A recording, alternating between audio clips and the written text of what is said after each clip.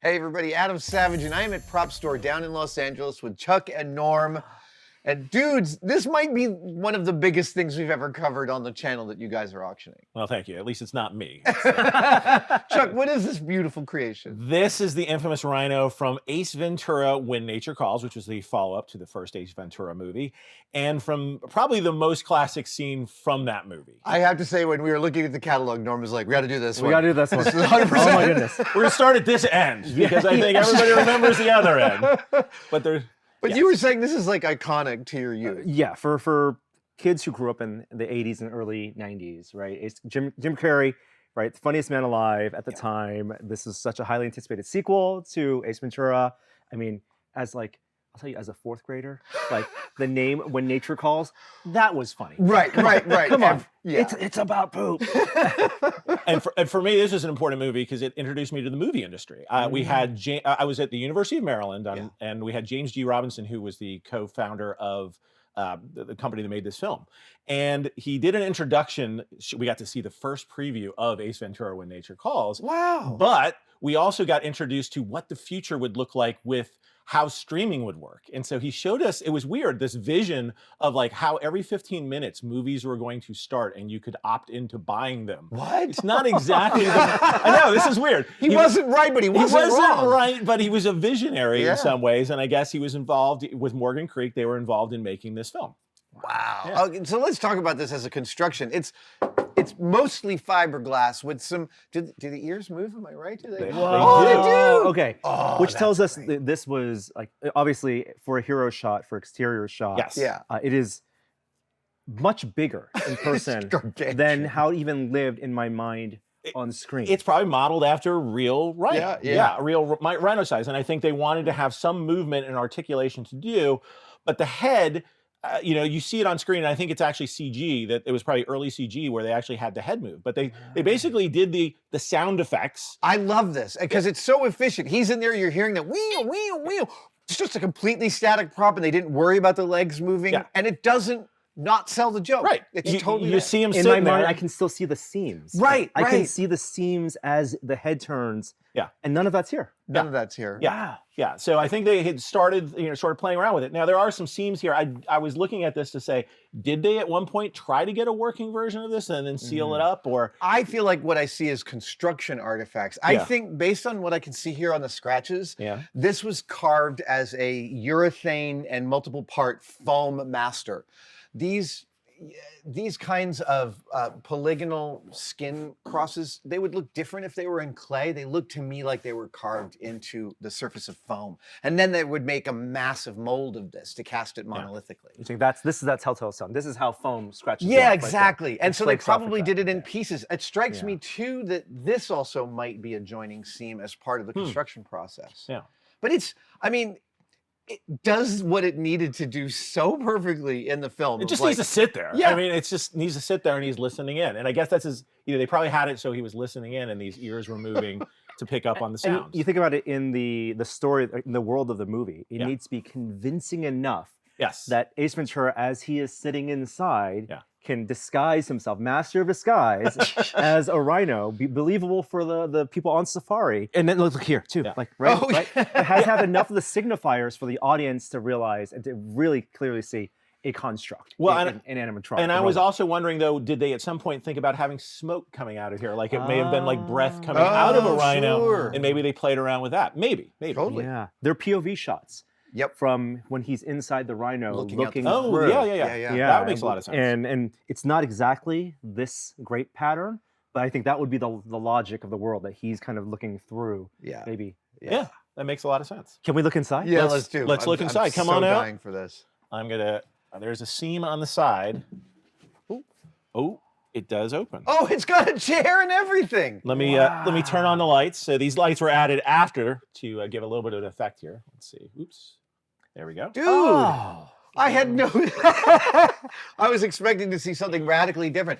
Oh, Norm, they've got the trucker fan and everything. Oh, now was this done after the fact? No, I believe the fan was in there, and it doesn't actually work as it didn't work in the movie because that was the whole point of the gag was that he loses his air conditioning. He loses his air conditioning or loses the fan coming in, and so he's got to get out of there. So what was added again after the fact is a little addition. Oh, nice. To make it feel effects. like it was like actually hot in there. So they probably had something similar where they were putting it on Jim Carrey. Just a big red light. But all these, it looks like this is hydraulics and these are things that would work and actually power the legs. Yeah. Well, it was mocked up probably enough to give that illusion that this was an actual working animatronic Rhino, but in reality, it was more of a one that they could open and shoot inside and put Jim Carrey inside here, but it wasn't fully functional. And obviously, they shot most of it on a soundstage with a much larger, place for him to move, although it looked like he was inside a submarine or something. And again, this is one of those things with movie magic. Like, as large as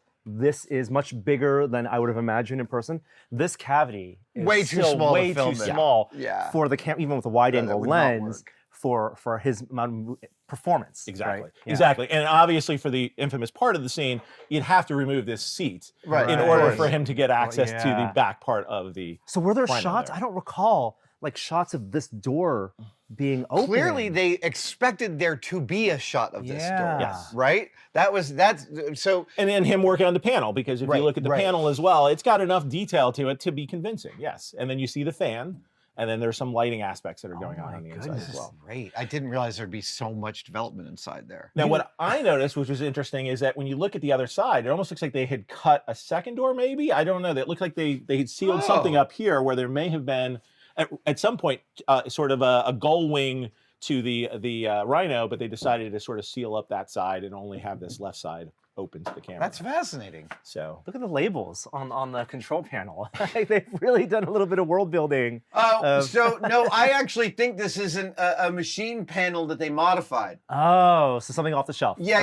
It's a giant like voltage regulator of some kind that they probably bought at one of the local tech prop shops where you buy all those panels of scientific equipment. Yeah. Even has the wheel for the hatch.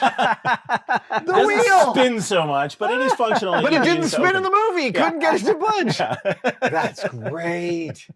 Okay, I think we have delayed the trip to the end of our journey. Insert jokes here in the bottom. Shall we? Yeah, come on around. Just watch the air over here. It's a little bit ripe. So this is it. This is the end. I won't move this too much here. So it's foam tail? Foam tail. So it is a little fragile, so I don't want to move it too much there. So that's just deteriorating like normal foam does deteriorate. Yes, it would. And then they would have put a sheet here, as you can feel that. Yeah. Much more pliable. And I would imagine in the takes, they probably replaced this after every take because it was stretching, in all these different ways. Well, even more than that, I would imagine that there was a whole development process. And this is what gets me really excited is I imagine you're in an effects shop and you're like working on membranes of every kind of rubber and urethane, you're casting them. And then every couple of weeks, Jim Carrey's coming in and messing with your creations and being like, I want more force here. I want more of this. I want more of that. So like the idea that you're doing this multi-week collaboration all to figure out how someone can exit a rhino through its backside. As painfully, as slowly as possible. Yeah. And it really showcased Jim Carrey and his finest, And what I found interesting is it was the same time as Batman Forever, because that was the same year. They were both going after in this case, the white bat versus the black bat. But Jim Carrey sort of in the heyday of what Jim Carrey did. What I can imagine is that they had a bunch of these replaceable anal membranes. Sorry, everybody. And Jim Carrey just like workshop. They probably have so much B-roll of Jim Carrey coming out in so many different ways to figure out how to cut what they eventually got. It starts with the one hole. Right? With the finger. One hole. And maybe they swapped out for shots so that they could I could totally imagine them like workshopping that all the way through. Okay, what comes through first? What comes through second? What comes through third? Norm, there wasn't a whole video on just that scene, was there? It released at any point in time? I don't know. No. That would make a great, great re-release however many years later. And then because of the seam, they were able to replace these as they got damaged for filming. And as a full-size man, right? You're standing next to it. That's also why this needs to be full scale. Absolutely. Right? For the gag his head's got to come through too. A full-size man has to come out and drop onto the floor. You're absolutely right. It could not be any smaller than this for that joke to work.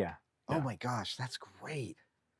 How much restoration has been done on this? Well, when we got this was from the Planet Hollywood collection, so I think it was on display for a number of years. The legs here had been crushed a little bit, so they actually went in and restored it.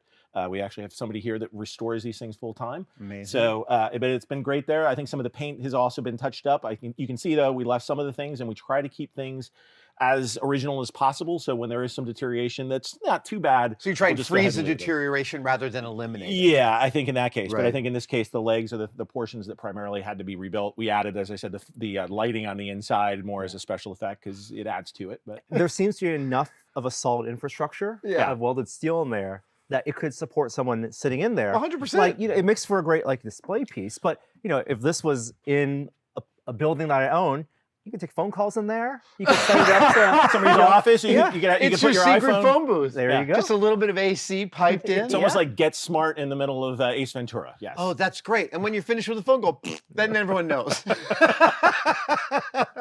30 some odd years later, after seeing it as a child and it being one of the funniest things I've ever seen on screen. Right. To see it in person, that's really special.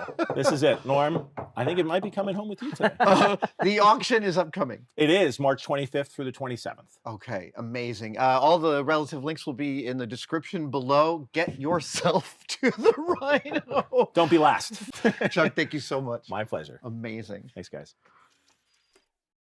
Thank you so much for watching that video. If while watching any of my videos you like any of the t-shirts that you see me wearing, well, you can go buy them. And there's two places you can get them. First, you can go to tested-store.com, a web address that my crew laughs is one of the hardest things for me to remember in my whole brain.